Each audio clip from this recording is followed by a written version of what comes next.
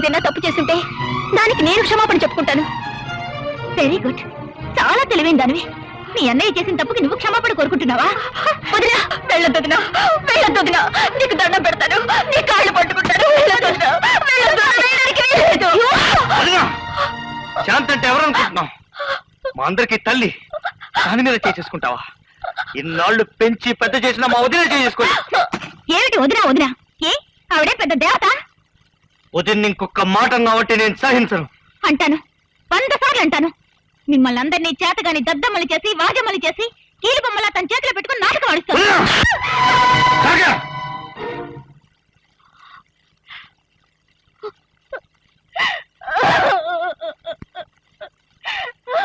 నా మీదే ఇంట్లో చేయి చేసుకున్నాడంటే ఏం చూసుకునండి? మీ లోకు చూసే కదా, మీరు నన్ను హీనంగా చూడబట్టే కదా. చెప్పండి, నేనేం ఆశించి ఇంటికి వచ్చాను? నాకు తిండి లేకొచ్చానా, లేక ఇల్లు లేకొచ్చానా, లేదా నన్ను ఎవరు పెళ్లి చేసుకుని వచ్చానా? వద్దండి, నాకు ఈ కాపురము వద్దు, ఈ ఇల్లు వద్దు.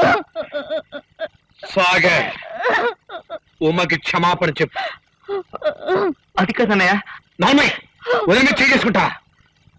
ముందు క్షమాపణ చెప్పు. వదిన్ని నోటికి వచ్చినట్టు మాట్లాడితే ఈవిడ కూడా నీకు వదినే. అది కాదన్నయ్య, శాంతి మీద చేసుకుంది. వదినగా ఈమెకు హక్కు ఉంది. అనవసరంగా చేసుకుందన్నయ్య. సాగర్, పెద్దవాళ్ళు చిన్నవాళ్ళ మీద అనవసరంగా చేసుకున్నా తప్పులేదు. కానీ అవసరం ఉన్నా సరే చిన్నవాళ్ళు పెద్దవాళ్ళ మీద చేసుకోవడం తప్పు. ముందు క్షమాపణ చెప్పు. చెప్పను. చెప్పు. చెప్పను. ముందు చెప్తావా లేదా? చెప్పను. సాగర్, నేను చెయ్యని తప్పుకు నా ప్రాణాలు పోయినా సరే నేను క్షమాపణ చెప్పను. పెద్ద నీతి నిజాయితీ తెచ్చిందా నీకు? అమ్మా నాన్న ఎవరో తెలియని ఎరా దిక్కు మొక్కు లేని నేను తీసుకొచ్చి అన్నం పెట్టి కుక్కలా పెంచితే చిన్న విశ్వాసం కూడా మర్చిపోయి పెద్ద చిన్న తారతమ్యం లేకుండా అవుట్ లేదా? ఒక క్షణం కూడా ఏంటో ఉంటాను. అవుట్ అవుట్ అయితే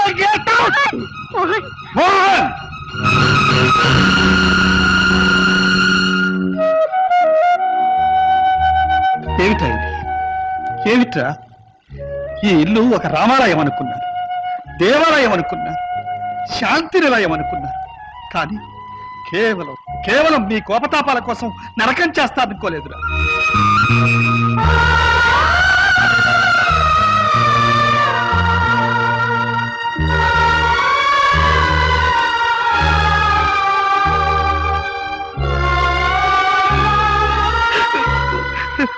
నిజం చెప్పన్నయ్య, నేను అనాథనా?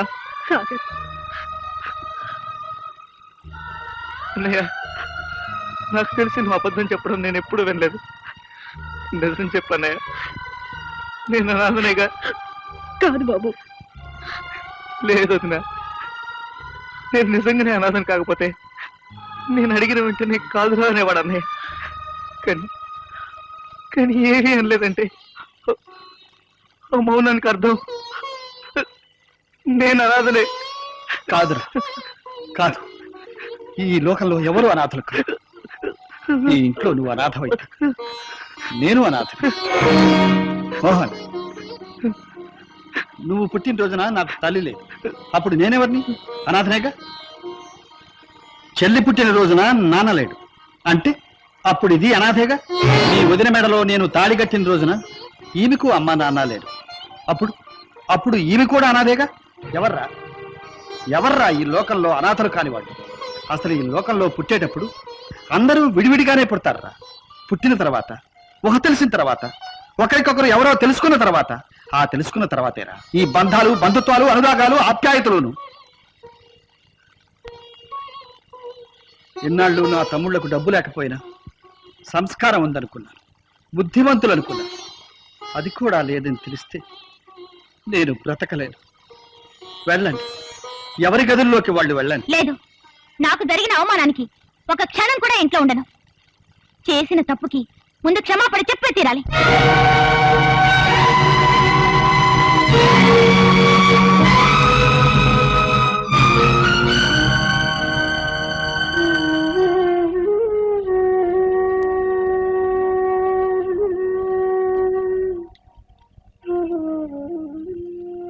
నీకు క్షమాపణే కదమ్మా కావాలి. మావాడు చేసిన తప్పుకి క్షమాపణ నేను చెబుతా. అన్నయ్య వద్దన్నయ్య, నువ్వు చెప్పొద్దు, నేనే చెప్తాను. నేను చేసిన తప్పుకు నన్ను క్షమించండి.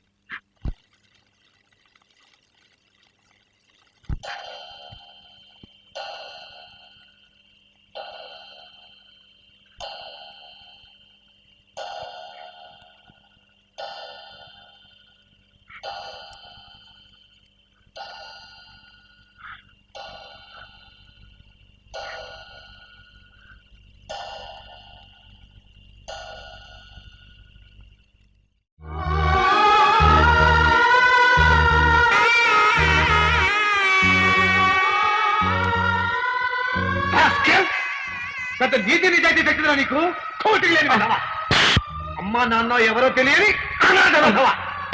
దిక్కు మొక్కు లేని నేను తీసుకొచ్చి అన్నం పెట్టి కుక్కలా పెంచితే చిన్న విశ్వాసం కూడా మర్చిపోయి పెద్ద చిన్న తారతమ్యం లేకుండా ప్రవర్తిస్తావు.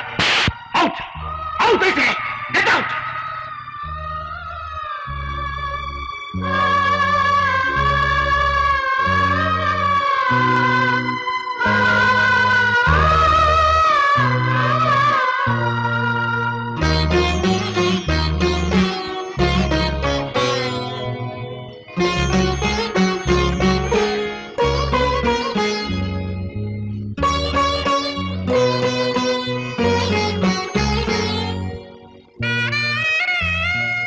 ఏ జన్మ పుణ్యఫలము, ఏ దైవ పూజ్యవరము పొందాము మేము అన్నా వదినలుగా. జన్మంటూ ఉంటే మరు జన్మంటూ ఉంటే పుడతాను మీ కడుపు పంటగా, మీ సొంత బిడ్డగా, అనాథ కాని అనాథ సాగర్.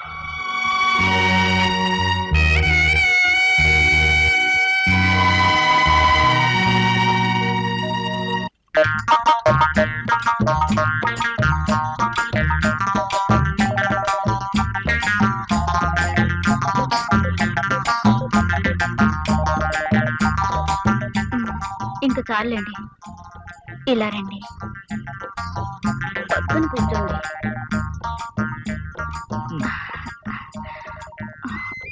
నా మీద చెయ్యండి. మీ నాన్నతో చెప్పాలా? ఇక ప్రేమించండి. ఇంటి పని వంట పని అన్ని నువ్వు చెప్పినట్టు టైం ప్రకారమే చేస్తున్నాను, కానీ పట్టపగలు మిట్ట మధ్యాహ్నం ప్రేమించమంటే మా నాన్నతో చెప్పినా నాకు మూడు రాదు. మూడు నేను తెప్పిస్తాను. ఏది నా కళ్ళలో చూడు.